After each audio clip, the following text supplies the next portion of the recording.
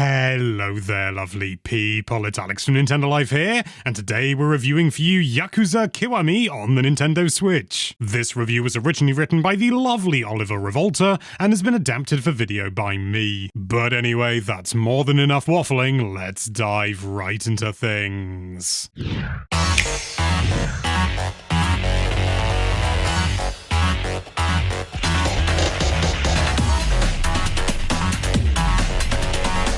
Open-world games have evolved a lot in the 19 years since the original Yakuza was released. Quirky fetch quests and meandering storytelling were often characteristics of the genre, as was the sense that the developers were gleefully mashing together ideas and holding everything together with an offbeat sense of humor. It's a positive then that this 2017 remake Yakuza Kiwami, now released on the Switch, has updated and modernized much of the 2005 original, so much so that they're effectively two distinct games. For example, the remake completely overhauls the original's fixed perspective Resident Evil style Tokyo streets. The 2005 game featured just one combat style as well, while the remake has four: Rush, Brawler, Beast, and Dragon, a development first seen in a similar way in the much superior 2015 prequel Yakuza 0. The game's story was also significantly fleshed out by developing an important subplot concerning the game's tragic antagonist Nishiki. For us, those were good decisions, but, and yes, there's gonna be a but, Yakuza Kiwami still has a little too much of that retro 2005 DNA. We came into the game with open hearts and minds, but an overabundance of cutscenes, pacing that seems somewhat criminal,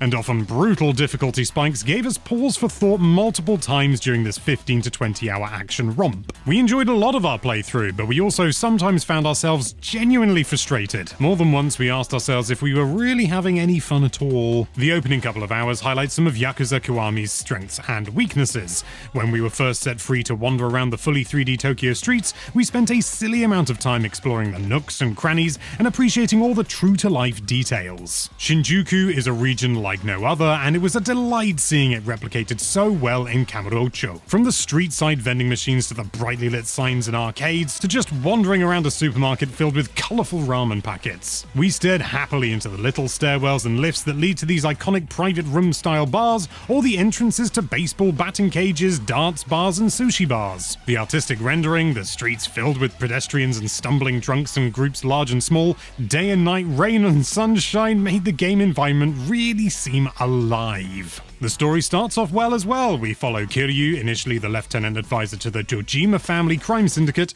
who at the start of the game seemed pretty happy with his life. He openly expresses his lack of desire to rise up the ranks and seems much more concerned with impressing Yumi, a childhood friend and love interest. Early on we meet other important characters too, including the previously mentioned Nishiki, Kiryu's friend and equal. Of course, Kiryu's happy Yakuza life soon goes south. Without going into spoilers, there's a time jump and power dynamics shift between competing factions in the world of organized crime. A lot of money goes missing, as it so often does, and some important people as well, which they so often do. Yakuza Kiwami's storytelling ambition is evident, even if at times there were so many characters it was a little bit difficult to follow absolutely everything. It's likely no coincidence that the original game was made while The Sopranos was reaching its final series and reigning supreme as the king of television drama. But there's a cost to that as well. For long periods, gameplay takes a backseat to an overabundance of cutscenes. Clearly, players will have varying levels of patience when it comes to how much time they're happy to sit back and watch the story play out.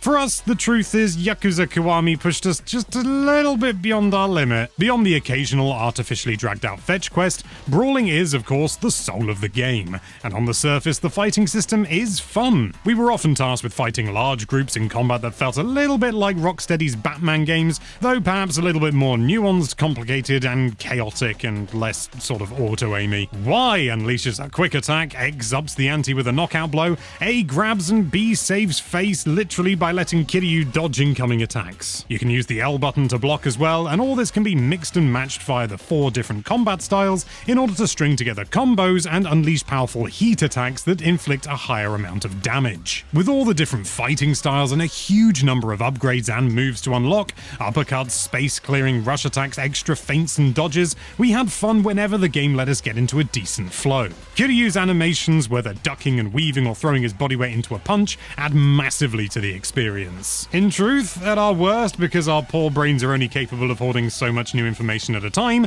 we were guilty of spamming the same few moves, but when we did have the time and space to experiment, we had loads of fun pushing ourselves outside of our fighting comfort zone and discovering the limits of Kiryu's destructive force. But at around 2 hours into the game, we hit our first bottleneck. A fight with a pretty menial bouncer outside a funeral that took us about half an hour to complete. Moments like this scattered throughout the game wouldn't have been too much of a problem, but far too often any sense we were making progress and mastering our moves would be undermined by what felt like an extended sequence of unfair fights. On normal difficulty, whether in a cage fight or a gambling den, these would stop our progress dead for what felt like hours. Over and over again. Because these moments were so frequent, we started to feel as if we didn't have time to develop our skills in between. We like a challenge, but we're not convinced the Yakuza Kiwami has this part balanced elegantly. The most egregious of these moments came in a fight with around 10 or so enemies in a very small space in a gambling den. We could hardly see Kiryu to control him, let alone time evasive moves. And as we progressed, we felt like the game was losing focus. The consequence of difficulty spikes was that we needed to keep stocked up with healing items, which we buy from the definitely not 7-Elevens. And quite often, doing that meant heading fairly far out of our way. When we wasted 5 minutes heading down to the shop for the 5th or 6th time in a row, this once novel idea started to feel a little bit tedious. Even worse, that every 20 steps or so we trigger a random battle with a load of street goons, and you can't really avoid these, or at least we couldn't. These bugbears were surpassed by a few tedious fetch quests and some chapters shifting focus, halting the story and shining a light on side characters. We were already feeling that our playthrough was a little bit stop and start,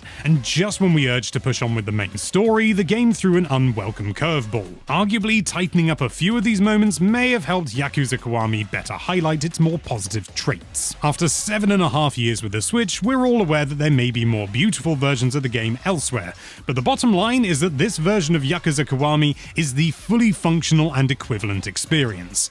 Yes, we experienced a few stutters while running around the open world, but more often than not, the game runs smoothly, and it looks pretty good as well. Handheld mode features a little bit of blurriness, but not as bad as some other ports from some other games of the same era, and we very quickly got used to it. And despite everything, there were other moments where the game's quirkier personality just really clicked for us. We were amused by its commitment to secondary distractions, the likes of slot car racing and darts. It's just a shame that the flow was so often interrupted by cutscenes or another sequence of pace-breaking battles that sucked away much of our goodwill. Ultimately, for players interested in trying out the first game in such an iconic series, we think Yakuza Kiwami on the Switch might be a great place to start, especially if you don't have access to Yakuza 0. Otherwise, for those looking for a tightly paced, more satisfying experience, we reluctantly recommend looking elsewhere. No matter how significant the Yakuza/Like a Dragon series might have become, this first installment is a mixed bag. At times, Yakuza Kiwami is full of life and ambition, and at others, it's frustrating and seems too willing to draw things out in a slightly overindulgent way. That may well have been the intent, but it's still a little bit too much. Experimenting with the battle system is satisfying for as long as the game gives you space to do it, but the game's pace-killing negatives, the difficulty spikes, and the quickly diminishing returns of wandering the Tokyo streets, marred by random battles and fetching items, hold it back from being an easy recommendation. You may well enjoy yourself during your playthrough, but we bet a few thousand yen that some of the less streamlined elements will test your patience. Yakuza Kiwami, you're getting a 6 out of 10 from us.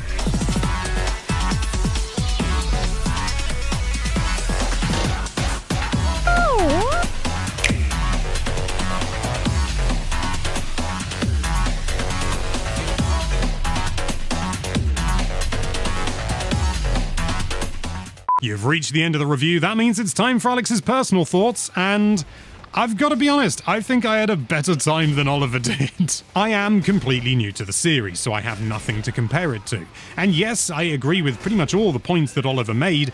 They didn't drag down the experience as much for me personally, maybe because the difficulty spikes didn't seem as egregious to me, or maybe because I haven't played any other games in the series, I don't know. What I can say, however, is that I do think that one of the reasons why the game sang to me as much as it did is the fact that I have literally, like a week ago, got back from a 3-week trip to Japan, and so seeing so much of what I recognized on that wonderful, wonderful trip, you know, things like going into a kombini and stuff like that, seeing CC Lemon in the shops, that was amazing. It was just really lovely. What would have otherwise, I think, been a little bit overwhelming and a little bit too much for me to visually process, at least when I first got into the game, I jumped in and I was immediately like, hey, yeah, this is Shinjuku, baby. One criticism I would like to raise, though, at least one that affected me, is the game doesn't successfully and really obviously communicate that so many of your skills are locked behind your experience and unlocking it through the skill tree.